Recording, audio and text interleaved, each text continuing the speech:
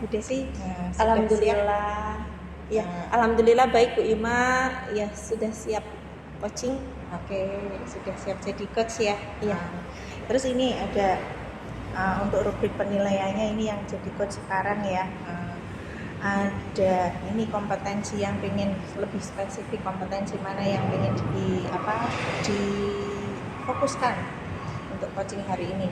Untuk coaching hari ini Bu Ima, saya pengen memfokuskan pada mendengarkan aktif cerita koci. Mendengarkan aktif cerita koci ya. Iya. Jadi ini nanti saya fokusnya di sini ya. Iya Bu. Fokusnya di sini. Kemudian nanti indikator yang ingin dicapai, indikator yang spesifiknya yang mau dikembangkan. Ya, mungkin indikatornya yang pertama yang ingin saya kembangkan itu saya harus bebas asumsi dari cerita-cerita koci. Ya. Gitu. Terus? Kemudian indikator yang ingin saya kembangkan kedua, Bu, saya tidak boleh melabeli dalam bentuk apapun dari cerita koci itu. Kemudian indikator yang ketiga, Bu, itu saya tidak boleh mengaitkan cerita-cerita koci itu kepada pengalaman pribadi saya. Ada indikator tiga itu ya. Misal gini ya, ini untuk membantu saya nanti biar saya observasinya lebih enak.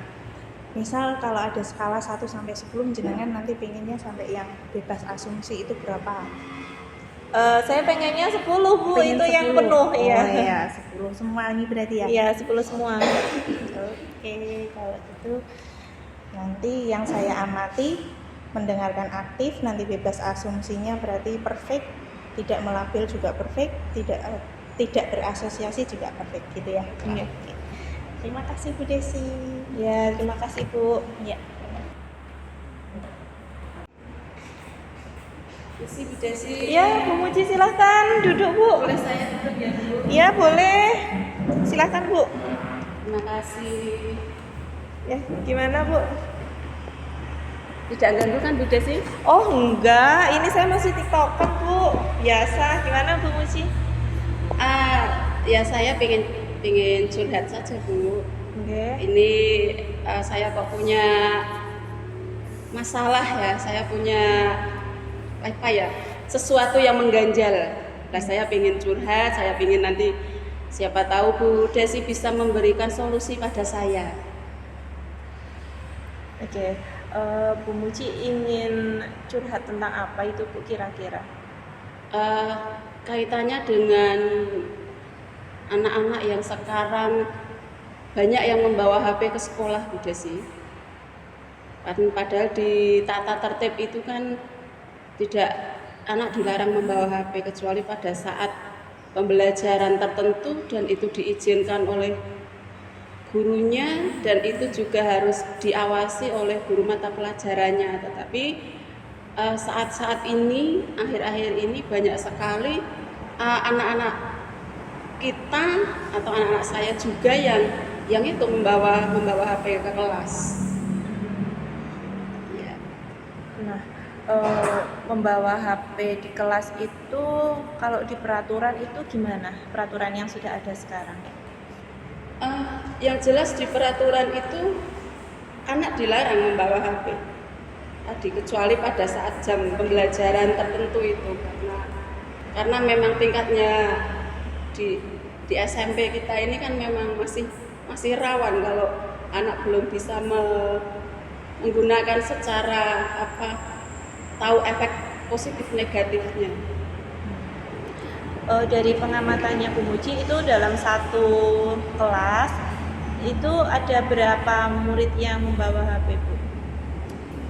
Kalau secara pastinya sih saya enggak tahu berapa yang membawa, tetapi pernah ini Bu ada kejadian ketika guru sedang menerangkan, sedang menulis di papan tulis itu Bu, ada yang usil dan guru tersebut disyuting dari belakang. Nah, kemudian parahnya lagi setelah nyuting guru tersebut, mereka upload di status.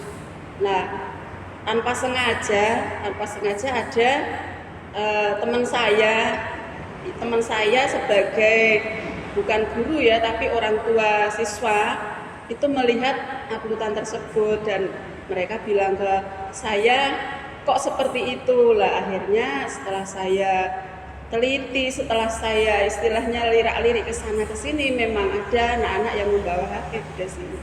Wah, kalau kayak gitu ya berarti harus segera diselesaikan ya Bu ya masalahnya. Betul Bu Desi. Ya, kira-kira Bu Muji punya ide apa untuk menyelesaikan masalah tersebut Bu? Nah, sebetulnya saya sudah pernah mengkomunikasikannya dengan guru BK dan juga siswaan tentang penguatan dan tentang penyampaian kembali tata tertib sekolah, yang di situ tercantum tidak hanya HP ya, yang banyak sekali itu peraturan sekolah itu kan kurang lebih ada berapa 36 poin yang saya sendiri dan bahkan mungkin teman-teman juga tidak hafal. Tapi yang pasti HP itu dilarang untuk di sekolah, untuk dibawa ke sekolah. Karena sudah dibuat aturan seandainya nanti jam pulang kok tidak sesuai dengan jam pulang, atau mungkin lebih pagi karena suatu hal, atau mungkin lebih terlambat karena suatu hal, anak bisa meminta bantuan wali kelas untuk menghubungi orang tuanya lah. Ini kenyataannya ternyata yang terjadi sekarang ini, khususnya setelah masa pandemi ini ternyata anak-anak banyak membawa HP. Saya sudah berkomunikasi dengan guru BK dan kesiswaan, kemudian guru BK dan kesiswaan tersebut juga sudah menyanggupi atau untuk menguatkan kembali tata tertib tersebut. Dan betul juga beberapa waktu kemudian juga mereka sudah sedikit menyampaikan kepada anak melalui wali kelas tentang tata tertib tersebut. Tetapi yaitu yang saya lihat, tiba-tiba ada orang tua yang melapor bahwa ada anak-anak yang membuat status bapak gurunya sedang menjelaskan di kelas. Tidak itu saja sebetulnya Bu Desi. Saya juga pernah menjumpai ada anak yang bermain TikTok seperti Bu Desi tadi, bermain TikTok ketika jam pelajaran kosong lah. Itu juga saya itu rasanya rasanya sedih ketika melihat anak-anak seperti itu. Di samping melihat pelajaran kosongnya juga melihat reaksi anak-anaknya itu sedih. Itu Bu Desi. Oke, berarti Bu Muji itu kan sudah punya solusi ya tadi ya. Kira-kira dari solusinya Bu Muji yang tadi Bu Muji ceritakan itu, hambatannya ada nggak ya Bu untuk memberikan solusi itu kepada anak-anak? Hambatannya apa gitu yang menghalangi Bu Muji untuk melakukan solusi itu? Mungkin hambatannya ya kurang ke konsistensi kita sebagai guru dan warga sekolah dalam mengingatkan anak-anak. Mungkin itu salah satunya mungkin karena ketika tata tertib itu sudah dikuatkan lagi pun saya lihat juga masih banyak yang bawa. Lah itu saya ingin ada solusi yang lain gitu Bu Desi, atau yang planning yang lain itu, tapi saya belum menemukan apa yang harus saya lakukan itu Bu Desi, agar anak-anak itu ya tujuannya anak-anak tidak membawa HP kemudian mempergunakan dengan hal-hal yang negatif seperti tadi. Oke, berarti di lingkungan sekolah kita kan nggak boleh membawa HP ya Bu, kecuali ada perintah tertentu dari guru untuk keperluan pembelajaran. Nah, kayak gitu. Nah, kemudian untuk rencana solusinya Bu Muji selanjutnya itu apa? Supaya mereka itu benar-benar menjalankan aturan sekolah ini. Gitu. Solusinya apa lagi kira-kira ya Bu? Itu yang sedang saya pikirkan Bu. Oh iya, bagaimana menurut Bu Desi jika saya teringat akan pembelajaran di guru penggerak yang modul 1.4 tentang budaya positif. Di sana ada membuat keyakinan kelas. Apa itu bisa diterapkan ya Bu Desi ya? Itu bagus, ide yang sangat bagus Bu. Itu berarti solusi yang kesekian dari tadi solusi yang sudah diceritakan oleh Bu Muji ya. Nah, solusi yang terakhir menurut Bu Muji akan membuat keyakinan kelas terhadap kelas yang tadi bermasalah nih Bu. Kalau kelas yang ini hampir di setiap kelas selalu ada, iya. Ya, berarti nanti Bu Muji ingin membuat keyakinan kelas di semua kelas yang Bu Muji ampu, seperti itu nggih?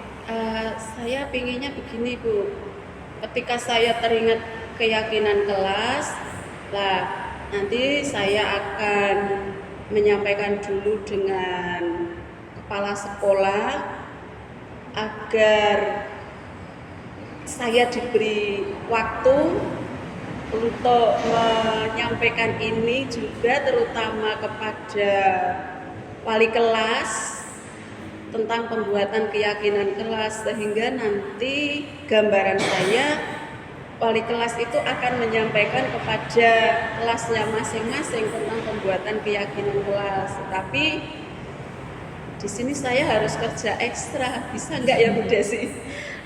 Kalau Bu Muji sudah punya keinginan sesuatu itu harus bekerja keras ya Bu ya, supaya masalahnya tadi bisa terselesaikan dengan baik kayak gitu. Nah, kira-kira Bu Muji ingin mendapatkan bantuan dari siapa saja untuk menyelesaikan kasus Bu Muji ini? Tentu saja yang pertama kepala sekolah, Ya. yang kedua adalah wali kelas,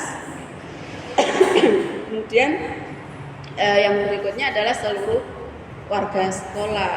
Nah, dukungan-dukungan tersebut ya saya jadi terpikir yang tadinya tidak terlintas di sini Bu.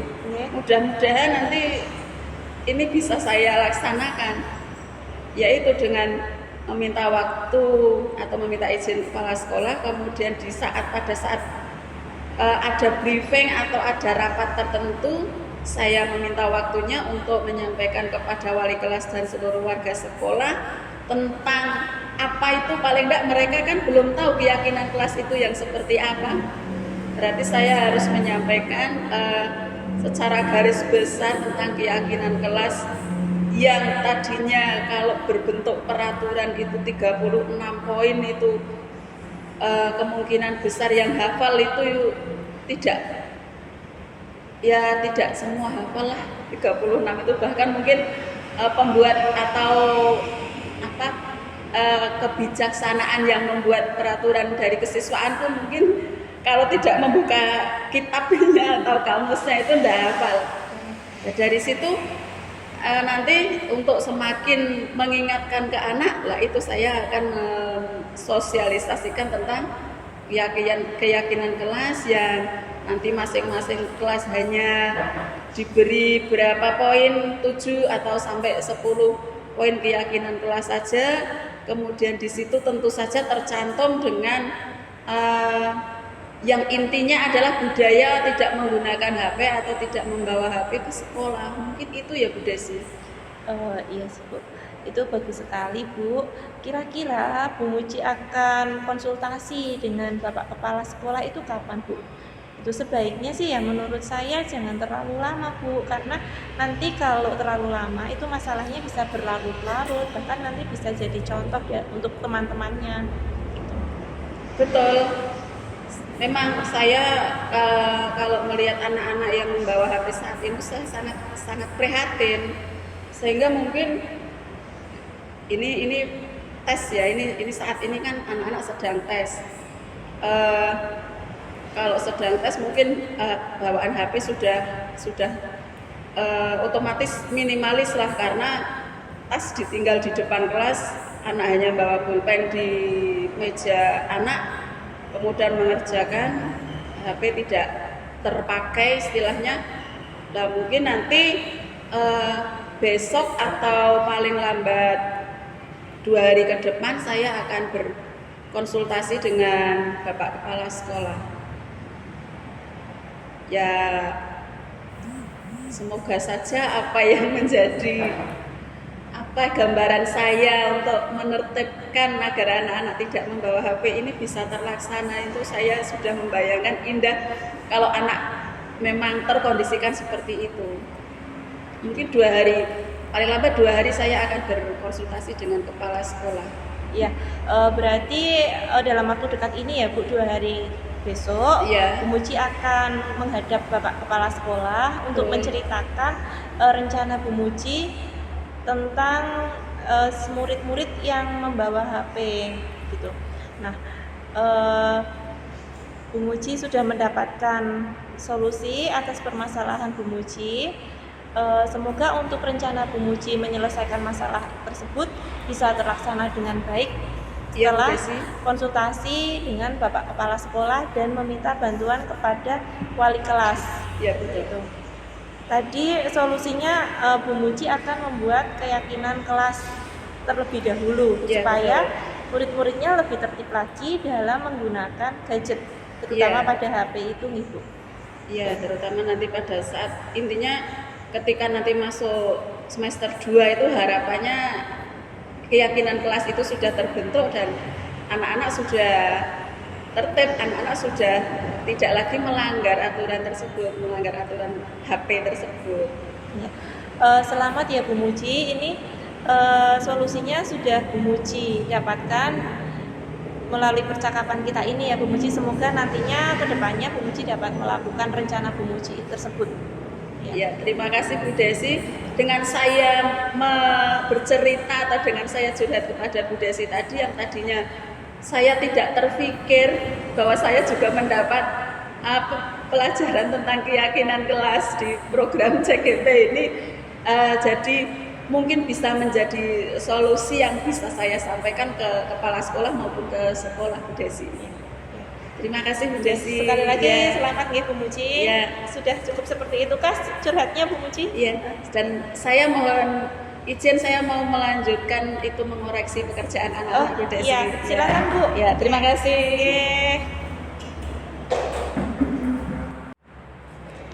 Gimana nih Bu Desi perasaannya tadi sudah Selesai coaching ya Bu. Iya.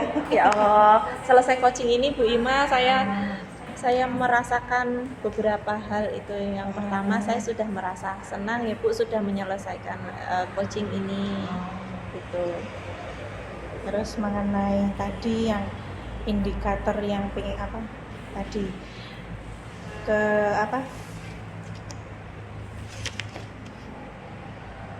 kompetensi yang ingin dikembangkan tadi gimana? Sudah ada peningkatan menurut Bu Desi? Tadi kan saya kompetensi yang ingin dikembangkan itu kan tentang mendengarkan aktif Bu. Nah itu ada 3 indikator tadi yang saya sebutkan. Yang pertama bebas asumsi.